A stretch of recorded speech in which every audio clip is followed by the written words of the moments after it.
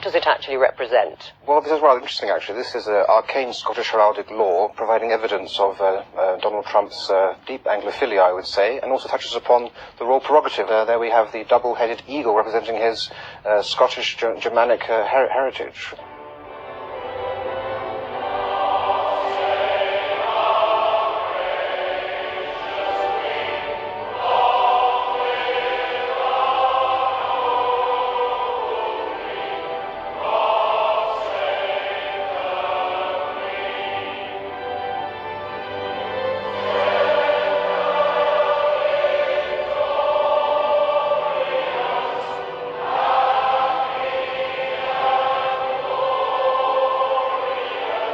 The Masonic Chip program uses modern police-approved techniques to create a child identification kit.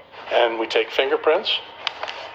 We also provide them with a swab for getting a DNA swab. And we also provide them with imprint where they can get an imprint of the child's teeth. So not only does it provide DNA as well as a swab, but it is also a source of...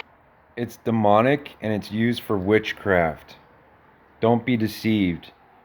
Do nothing with this chip garbage from the pit of hell. We were using tracking dogs to provide a scent for the child. You may be surprised to see who we found using tricks to cover up their license plates. Apparently, they're law enforcement. You know, in Hollywood and in the industry and the stuff we do, there's a lot of like insider secrets to keeping your career going, and a lot of insider secrets to making things tick. Yeah, like underground satanic rituals to the devil, who rewards you with your fame and fortune.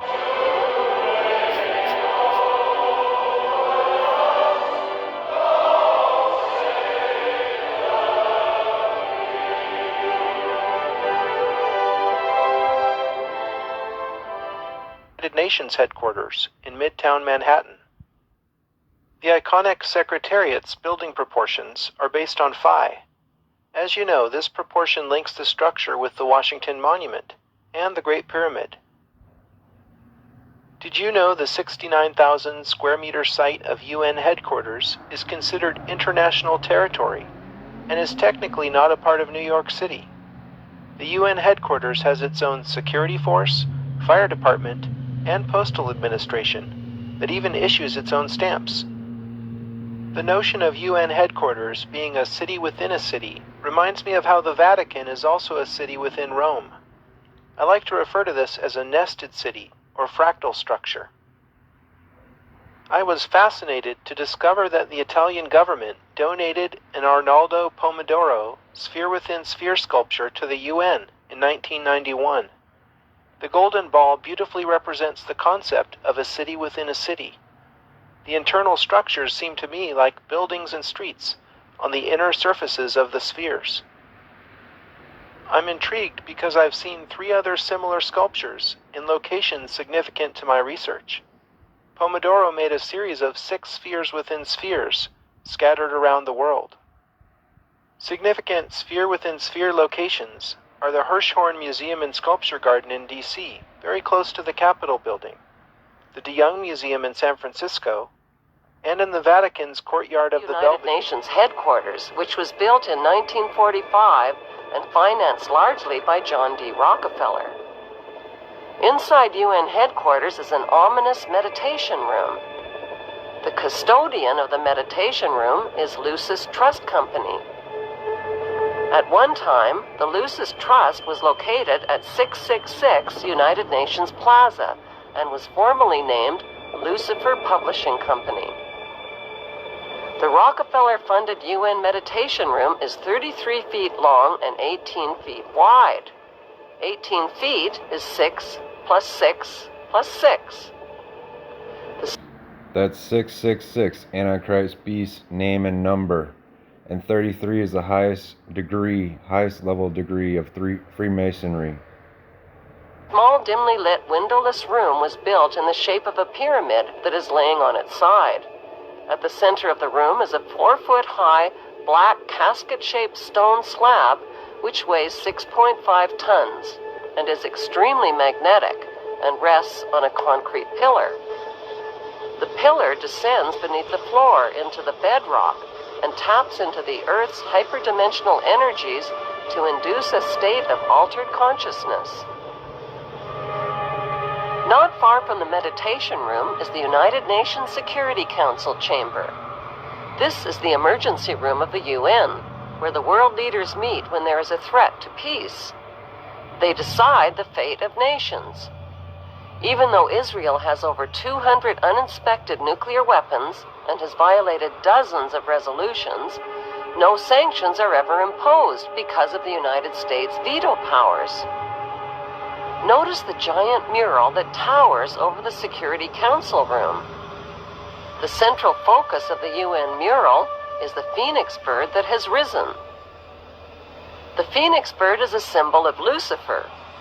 Egyptians believed that the phoenix symbolized a god who rose to heaven in the form of a morning star like Lucifer after his fire immolation of death and rebirth.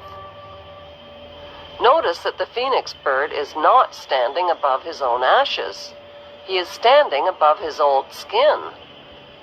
Like a snake, he has shed his old skin and is revealing himself as God at the center of the mural. At the top left, there is a church steeple without a cross. The missing cross symbolizes the death of Christianity. Below, a woman receives the rays of the sun god, while the man in front of her plays Pan's flute. To their right are two pyramid symbols and people joined together by a long blue serpent-like claw. Below the risen phoenix, a sword is driven through a dragon beast. This represents the killing of old beliefs and religions that depicted Lucifer as a beast. The New World religion worships him as beautiful. Behind the phoenix, the ghostly figures of the walking dead are stepping into a void. They symbolize... They worship him as quote-unquote beautiful because of witchcraft. New Age religion is all witchcraft. Quote-unquote good witches which don't exist, and evil, sick, satanic witches that have always existed. Satan is so pathetic that he has to use a witchcraft manipulation in order to worship him. And the same thing with the mark of the beast. Changes your mind, makes you a controllable robot. Because no one would worship that guy willingly. Is depopulation.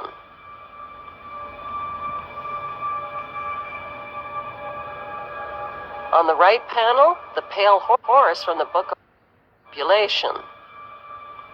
Figures of the walking dead are stepping into a void.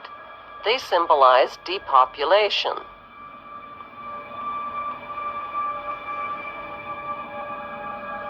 On the right panel, the pale horse from the book of Revelation is the bringer of death to humanity through weapons, hunger, and disease.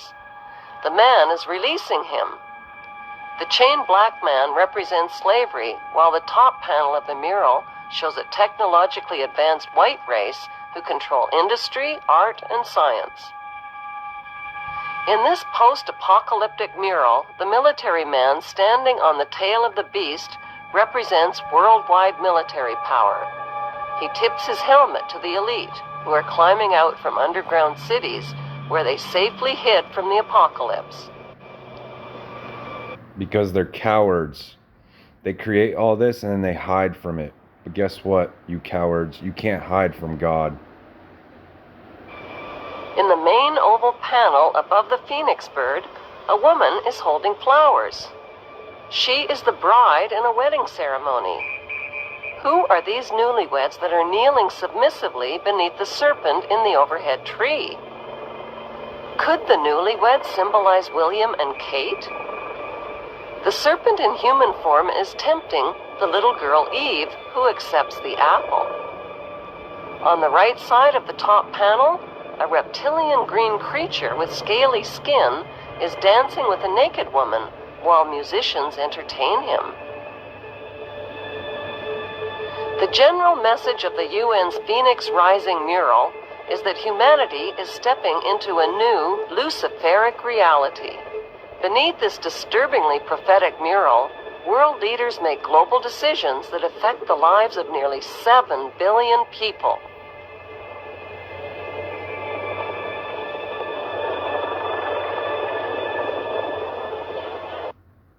Surprise, surprise, surprise. Look who it is. The Antichrist himself of Revelation. He will rule from the UN. It's not unfamiliar to him. What's hard for most people to grasp is that our elected government leaders are involved in an apocalyptic scheme to enslave the masses under a world government dictatorship. How do these leaders sleep at night? How do they live with themselves?